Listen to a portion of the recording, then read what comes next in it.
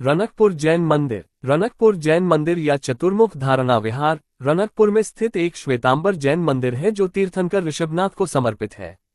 यह मंदिर राजस्थान के पाली जिले के सादड़ी शहर के पास रनकपुर गांव में स्थित है। दारना शाह, एक स्थानीय जैन व्यवसायी, ने 15वीं शताब्दी में एक दिव्य दृष्टि के बाद इस मंदिर का निर्माण शुरू किया। यह मंदिर जैन ब्रह्मांड विज्ञान के अनुसार वर्तमान आधे चक्र अवसर्पिणी के पहले तीर्थंकर आदिनाथ का सम्मान करता है। रनकपुर मंदिर जैन संस्कृति के सबसे बड़े और महत्वपूर्ण मंदिरों में से एक है। इस परिसर में विभिन्न मंदिर शामिल हैं जैसे चौमुखा मंदिर, सूर्य मंदिर, सुपार्श्वनाथ मंदिर और अंबा मंदिर। रनकपुर मुच्छल, महावीर, नारलाई, नादोल और वरकाना के साथ मिलकर गोरवाड़ पंचतीर्थ बनता है। मंदिर का इतिहास। मंदिर के निर्माण का विवरण 1436 ईस्वी के ताम्रपत्र अभिलेख, मंदिर के शिलालेखों और संस्कृत पाठ सोम सौभाग्य काव्य में अच्छी तरह से प्रलेखित है। एक आकाशीय वाहन के स्वप्न से प्रेरित होकर घानेराव के एक पोरवाल धारणा शाह ने 1389 में मेवाड़ के तत्कालीन शासक राणा कुंभा के संरक्षण में इसका निर्माण शुरू किया था। इस परियोजना की देखरेख करने वाले वास्तुकार का नाम द्वेपा था। मुख्य मंदिर के पास एक स्तंभ पर एक शिलालेख है जिसमें कहा गया है कि 1439 में एक वास्तुकार दीपक ने एक समर्पित जैन धारणा के निर्देशन में मंदिर का निर्माण किया था।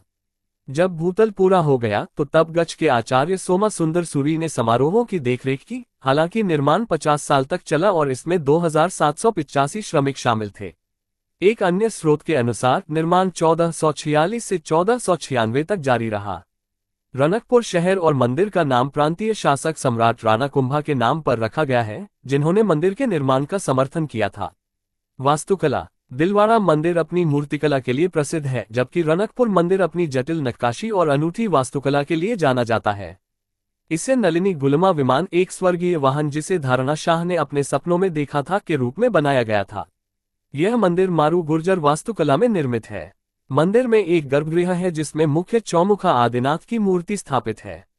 गर्भगृह के 4 द्वार रंगमंडप की ओर ले जाते हैं। नृत्य कक्ष, जो एक 2 मंजिला मंडप से जुड़ा है, जो फिर से एक अन्य 2 मंजिला मंडप से जुड़ा है जिसे बलाना और नली मंडप कहा जाता है। ये प्रांगण उप मंदिरों को घेरने वाली एक दीवार से घिरा हुआ है। दीवार देवकुलिकाओं और लघु देवताओं जैसे प्रक्षेपणों पर भी विशिष्ट है। मंदिर में 5 शिखर हैं, जिनमें से केंद्रीय शिखर सबसे बड़ा है। यह मंदिर बड़ी कुशलता और कलात्मकता से बनाई गई मूर्तिकला नक्काशियों से समृद्ध है। मंदिर में शिखर मेरू पर्वत का प्रतीक है, वह पर्वत जो संवत्सरण के रूप में एक उपदेश कक्ष के साथ जम्बूद्वीप की धुरी बनाता है। मुख्य मंदिर। चतुर्मुख मंदिर 15वीं शताब्दी का एक मंदिर है जो आदिनाथ को समर्पित है, जो जंगल के बीच में सफेद संगमरमर का उपयोग करके बनाया गया है। मंदिर का नाम इसके चौमुखा डिजाइन के कारण दिया गया है, जिसके 4 मुख हैं। मंदिर और चतुर्भुज छवि का निर्माण तीर्थंकर की 4 प्रमुख दिशाओं और इसलिए ब्रह्मांड पर विजय का प्रतीक है।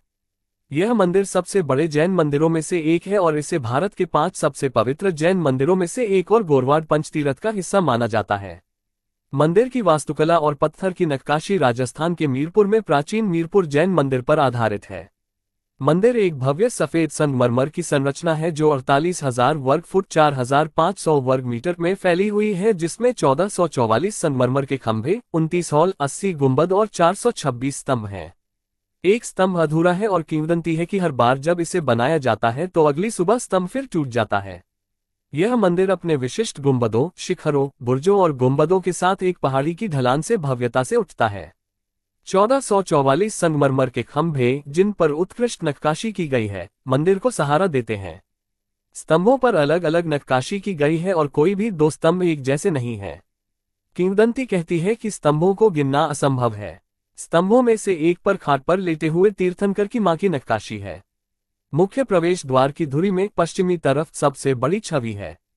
गर्भगृह के अंदर इस मंदिर का मूल नायक 6 फीट ऊंची आदिनाथ की सफेद रंग की चौमुखा मूर्ति, जिसके 4 सिर 4 दिशाओं की ओर हैं। मंदिर में कुल 84 भोन्यराग भूमिगत कक्ष हैं जो मुगलों से जैन मूर्तियों की रक्षा के लिए बनाए गए थे। यह मंदिर एक ही संगमरमर के स्लैब से बनी पार्श्वनाथ की सुंदर नक्काशीदार मूर्ति के लिए प्रसिद्ध है।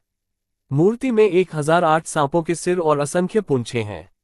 2 चौरी वाहक और यक्षी, आधे मानव और आधे सांप, दोनों तरफ खड़े हैं। पार्श्वनाथ को शुद्ध करने वाले 2 हाथी हैं। कोई पूंछ का अंत नहीं ढूंढ सकता। मंदिर में अष्टापद का भी चित्रण है, जिसमें एक पंक्ति में 8 तीर्थंकरों, गिरनार और नंदीश्वर द्वीप को दर्शाया गया है। मंदिर के डिजाइन ने 1459 ईस्वी में पीतलहर मंदिर दिलवाड़ा और 1681 में पालिताना मंदिर परिसर को प्रेरित किया।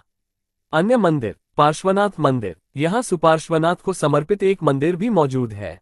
इस मंदिर की बनावट आंतरिक है और यह मंदिर दीवारों पर कामुक कलाओं के लिए भी प्रसिद्ध है। नेमिनाथ मंदिर, यहाँ नेमिनाथ को समर्पित एक मंदिर है जिसमें उत्तम नक्काशी है। महावीर मंदिर, ये 17वीं सदी का जैन मंदिर है जो महावीर को समर्पित है। मंदिर में अत्यधिक सजाए गए स्तंभों और छत के साथ एक विशाल गुंबद संरचना है। सूर्य मंदिर, रनकपुर का सूर्य मंदिर 13वीं शताब्दी ईस्वी का है। इसके नष्ट होने के बाद 15वीं शताब्दी में इसका पुनर्निर्माण किया गया। इस मंदिर का प्रबंधन उदयपुर राजपरिवार ट्रस्ट द्वारा किया जाता है। प्रबंधन, रनकपुर जैन मंदिर का समय समय पर जीर्णोद्धार होता रहा है। विभिन्न परिवारों ने देवकुलिकाओं और मंडपों के निर्माण में सहायता प्रदान की है। धरना शाह के वंशज मुख्य रूप से घानेराव में रहते हैं। इस मंदिर का प्रबंधन पिछली शताब्दी से आनंद जी कल्याण जी पीढ़ी ट्रस्ट द्वारा किया जा रहा है। इस ट्रस्ट के अंतर्गत मंदिर में एक धर्मशाला, भोजनालय और क्लब है। इसके अलावा ट्रस्ट एक माध्यमिक विद्यालय और विजय शांति शिक्षा भवन का भी रखरखाव करता है। स्वामित्व पुनः प्राप्त करने का अभियान। 1950 में सरकार ने मंदिर के पास के क्षेत्र को आरक्षित वन घोषित कर दिया और रनकपुर मंदिर को अभयारण्य में शामिल करने पर विचार किया। 1998 में सरकार ने इस क्षेत्र को कुंभलगढ़ वन्यजीव अभयारण्य के अंतर्गत घोषित किया और अभयारण्य के भीतर मंदिर परिसर को शामिल करने पर विचार किया।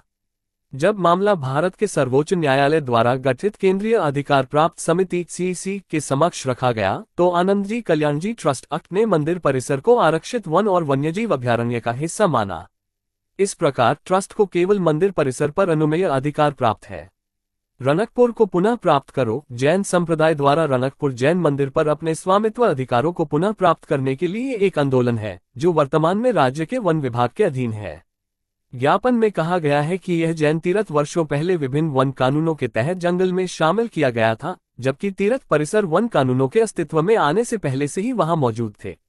हालांकि राज्य सरकार ने तीर्थ परिसरों को जंगल से बाहर रखने की आवश्यकता नहीं समझी।